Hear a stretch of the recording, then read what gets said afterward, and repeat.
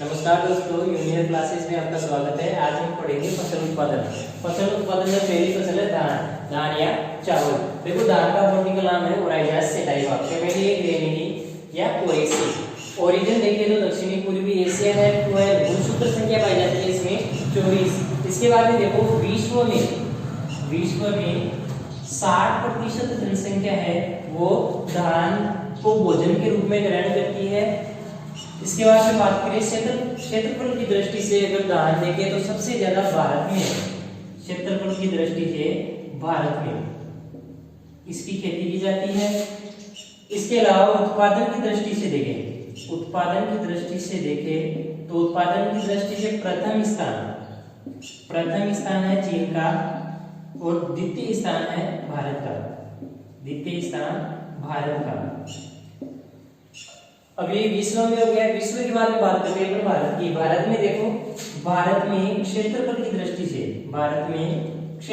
दृष्टि से पश्चिम बंगाल प्रथम स्थान है। पश्चिम बंगाल, दूसरा है यूपी और तीसरा है बिहार का। क्षेत्रफल की दृष्टि से हो गया। क्षेत्रफल की दृष्टि के बाद में देखो, उत्पादन की दृष्टि से देखे भारत में तो उत्पादन की दृष्टि से है, पहला है पश्चिम बंगाल का, दूसरा है आंध्र प्रदेश का और तीसरा है यूपी का। यूपी के बाद में देखो, ये हो गई बेसिक चीजें के बाद में देखते हैं। अगर 1 केजी अपन को धान उगाना है तो उसके लिए 5000 लीटर पानी की आवश्यकता होती है।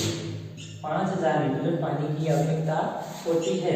इसके बाद में देखो, इसमें अपन बात करें प्रोटीन की, तो प्रोटीन देखो, इसमें प्रोटीन सफेद चावल होता है। सफेद चावल, उसमें प्रोटीन होती है 6 से 7%, ठीक है। और एक होता है भूरा चावल में होती है 7 से 8% प्रोटीन पाई जाती है। इसकी प्रोटीन को क्या कहते हैं? ओराइजेनिन। प्रोटीन को कहते हैं ओराइजेनिन, ठीक है। एक इसमें बोनिजीन पाई जाती है। बोनिजीन होती है कौन सी? बोनिजीन,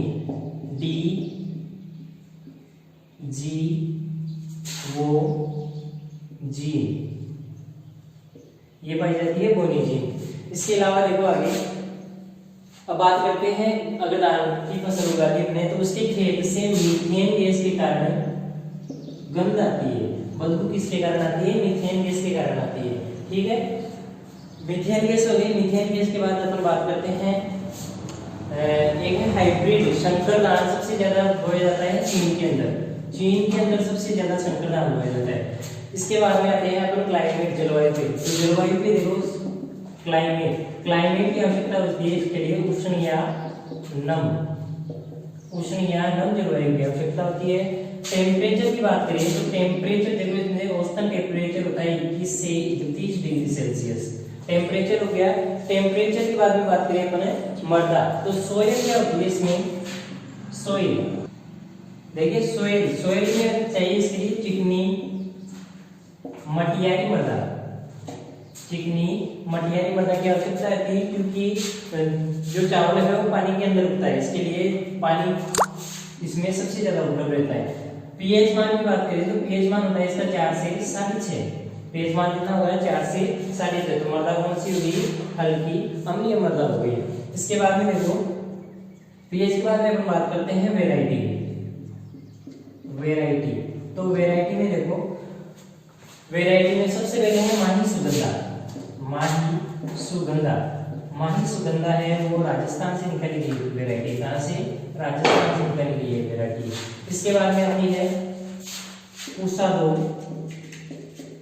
21, जया रत्ना। अब देखो, जया की बात करें हम तो जया को कहते हैं भारत का जादुई धान। क्या कहते हैं? भारत का जादुई धान। क्यों कहते हैं? देखो, जया को भारत का जादुई धान देखो क्यों कहते हैं, क्योंकि एक इसमें है Tn फर्स्ट, ठीक है, बोनिक इसमें फर्स्ट, और एक है Ir फर्स्ट, सॉरी Ir 8। इन दोनों के उत्पादन से ज्यादा किसका होता है, उत्पादन हिस्सा JI का होता है। उत्पादन किसका ज्यादा होता है, JI। इसे क्या कहते हैं, भारत का जादुई दान। IRR को कहते हैं विश्व का जादुई दान।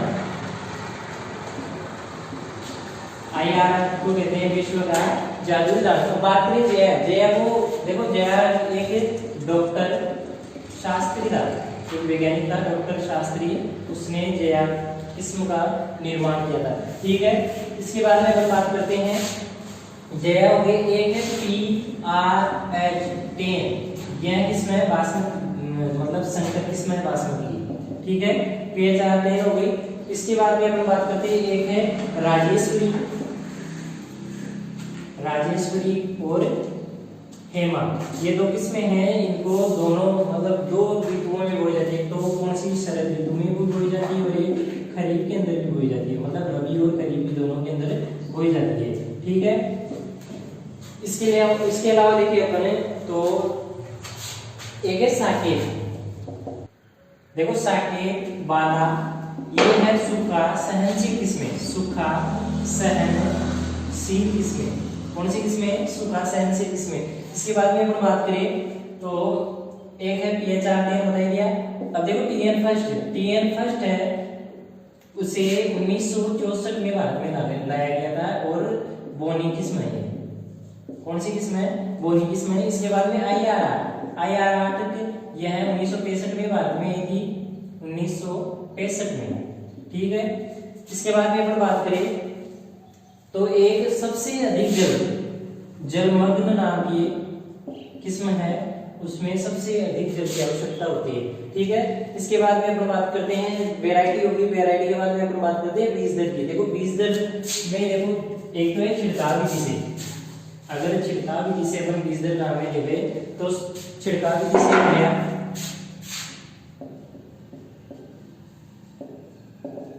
छिड़काव विधि से देखो 100 केजी प्रति हेक्टेयर, एक हेक्टेयर में कितना बीज की आवश्यकता होती है, 100 केजी। छिड़काव के बाद में अपन बात करें तो हाइब्रिड के लिए चाहिए 15 से 20 केजी प्रति हेक्टेयर। एक है डेपोक विधि में देखो 1.5 से 3 केजी प्रति हेक्टेयर बीज की आवश्यकता होती है। सॉरी प्रति हेक्टेयर में प्रति मीटर स्क्वायर, मतलब इस मीटर होगा 25 से 30 वर्ग फीट मीटर स्क्वायर है ना, उसके लिए आवश्यकता होती है।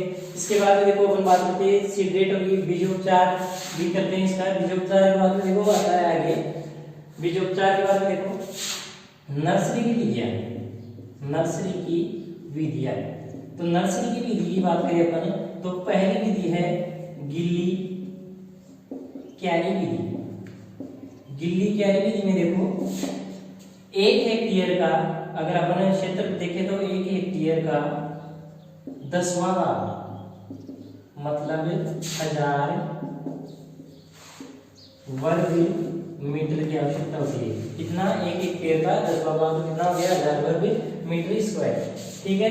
1000 वर्ग मीटर हो गया। तो इसकी बात करते हैं बीज दर। तो बीज दर इसमें लगती है 50 से 60 केजी पर 1000 वर्ग मीटर में लगती है, ठीक है, या प्रति हेक्टेयर मान लो। बीज दर होगी। तो अब देखो गिल्ली क्यारी विधि में पौध रोपण के लिए समय लगता है 25 से 30 दिन। 25 से 30 दिन पौध रोपण का समय लगता है, मतलब पौध कितने दिन में तैयार होती है, 25 से 30 दिन के अंदर तैयार होती है। दूसरी विधि आती है, दूसरी विधि की बात करें अपन तो दूसरी विधि है डेपोक विधि। तो डेपोक विधि देखो यह है फिलीपींस से विकसित की गई है। डेपोक विधि 2 नंबर पर है डेपोक विधि। तो डेपोक विधि कहां से विकसित की है, फिलीपींस से, ठीक है। इसके अंदर देखो, इसके अंदर मृदा का उपयोग बिल्कुल भी नहीं किया जाता है। एक पक्का फर्श लेते हैं, कितना वर्ग मीटर, 25 से 30 वर्ग मीटर, 25 से 30 वर्ग मीटर पक्का फर्श ले लिया।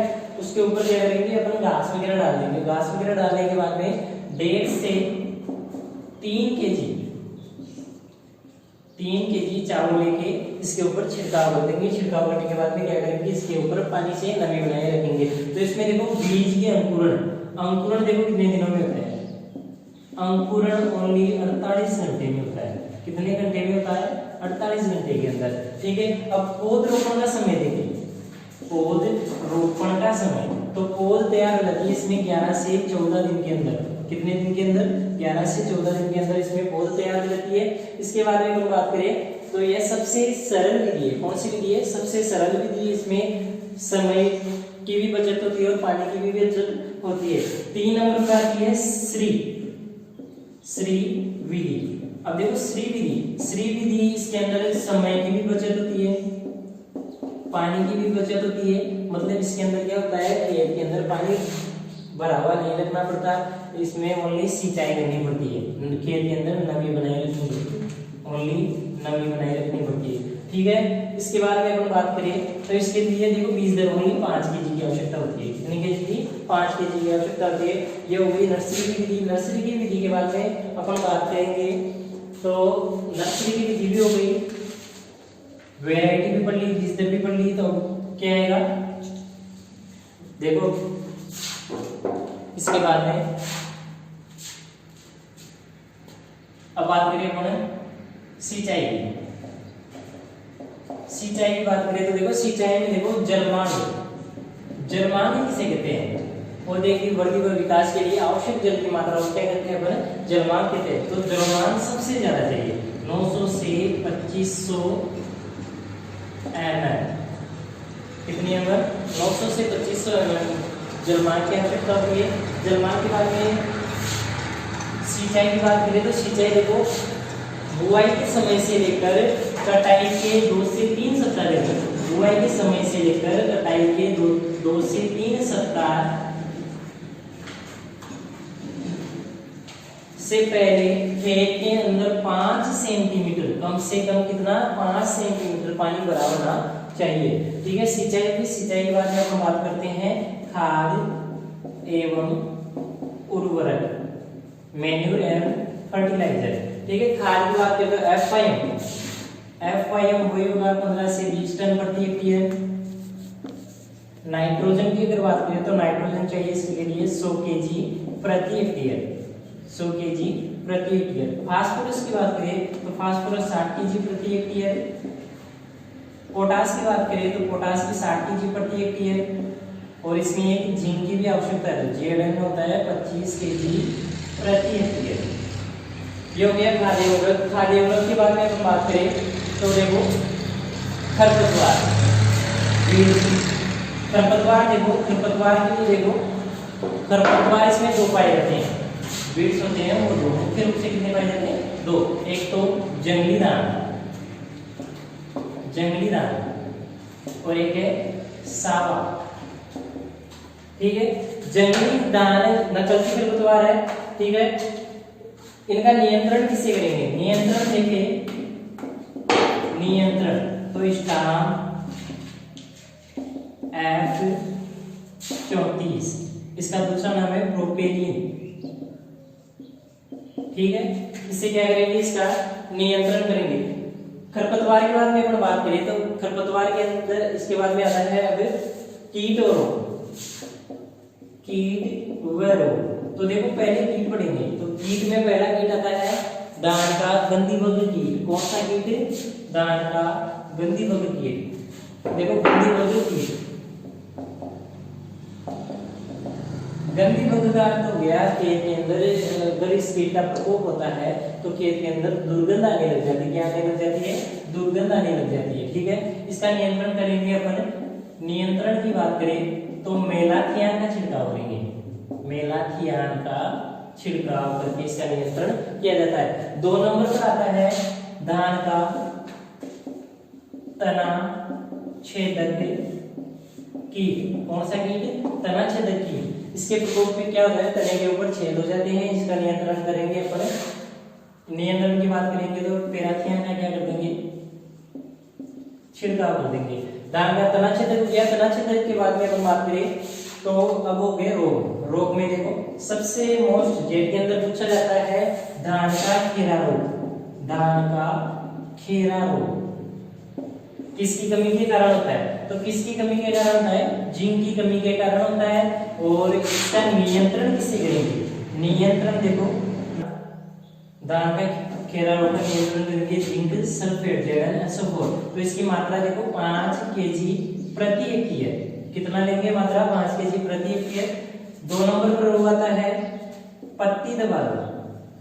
पत्ती धब्बा रोग, इस रोग के कारण 1943 में भयंकर अकाल पड़ा था। कौन से रोग के कारण? पत्ती धब्बा रोग के कारण।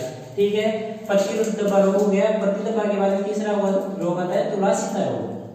तुलासीता रोग। तो तुलासीता रोग का नियंत्रण किससे करेंगे? जिंक, मैग्नीज कार्बोनेट या कॉपर ऑक्सीक्लोराइड की सहायता से इसका नियंत्रण करेंगे। अब बात करते हैं उपज। उपज देखो, इसमें उपज की बात करें तो उपज में संकर किस्मों से करेंगे तो उपज प्राप्त होगी अपने 40 से 50 क्विंटल प्रति हेक्टेयर। एक हेक्टेयर में संकर किस्मों से कितना होगा? 40 से 50 क्विंटल प्रति हेक्टेयर। संकुल से बात करें, संकुल या सामान्य, तो सामान्य से होगी 30 से 40 क्विंटल प्रति हेक्टेयर। इसके बाद में एक टॉपिक हो गया पडलिंग किसे कहते हैं? देखो इसके अंदर पडलिंग आता है, धान के अंदर पडलिंग क्रिया, गारा तैयार करना। तो गारा कैसे तैयार करते हैं? देखो एक यंत्र आता है पडलर यंत्र आता है। खेत के अंदर क्या करते थे? सबसे पहले पानी भर देते। पानी भरने के बाद बुआई से पूर्व पानी भर देते थे। पानी भरने के बाद में पडलर यंत्र की सहायता से क्या करते हैं? उसमें गारा तैयार करते हैं। तो इस क्रिया को क्या बोलते हैं? पडलिंग। कौन सी क्रिया बोलते हैं? पडलिंग क्रिया बोलते हैं। ठीक है, ये आपका धान कंप्लीट हो चुका है। ठीक है दोस्तों, धन्यवाद।